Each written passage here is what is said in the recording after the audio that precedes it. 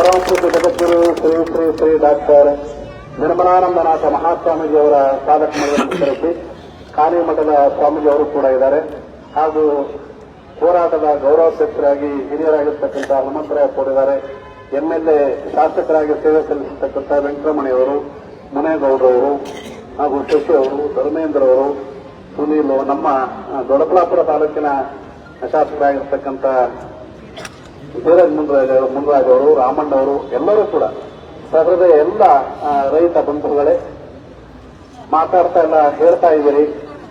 ಈ ಹೋರಾಟ ಮುಂದುವರಿಬೇಕು ಅಂತ ಹೇಳಿ ನನಗೆ ಹೋರಾಟ ಮುಂದುವರಿಬೇಕಾಗಿಲ್ಲ. ಈಗ ಏನ್ ನಾವು ಆಸೆ ಪಟ್ಟಿರೋದಲ್ಲ ಭೂಸ್ವಾಧೀನ ಹಿಂಪಡಿಬೇಕಂತದ್ದು ಅದು ಬೇಗ ಹಿಂಪಡ್ಕೊಬೇಕಷ್ಟೆ. ಆ ಕೆಲಸ ಸಾಧಿಸಬೇಕು ಬಿಟ್ರೆ ಹೋರಾಟ ಮಾಡ್ಕೊಂಡೇ ಇದ್ರೆ ನಾಳೆ ದೇಶಕ್ಕೆ ಅನ್ನ ಕೊಡೋರು ಯಾರು?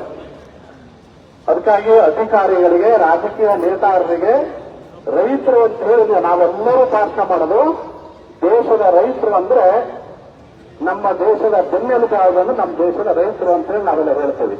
ಆ ದೇಶದ ಬೆನ್ನೆಲುಬುಗಳಿಗೆ ಇರ್ತಕ್ಕಂಥ ನಮ್ಮ ರೈತರುಗಳಿಗೆ ಈ ರೀತಿಯಾಗಿರ್ತಕ್ಕಂಥ ಸಂಕಷ್ಟಗಳು ಬಂದಾಗ ಭೂಸ್ವಾಧೀನ ಅಥವಾ ನಮ್ಮ ಇಂಡಸ್ಟ್ರಿ ಅಥವಾ ಕೈಗಾರಿಕೆಗಳು ಬರಬಾರದು ಅಂತ ನಮ್ಮ ಉದ್ದೇಶ ಅಲ್ಲ, ಅದರ ವಿರೋಧ ಅಲ್ಲ.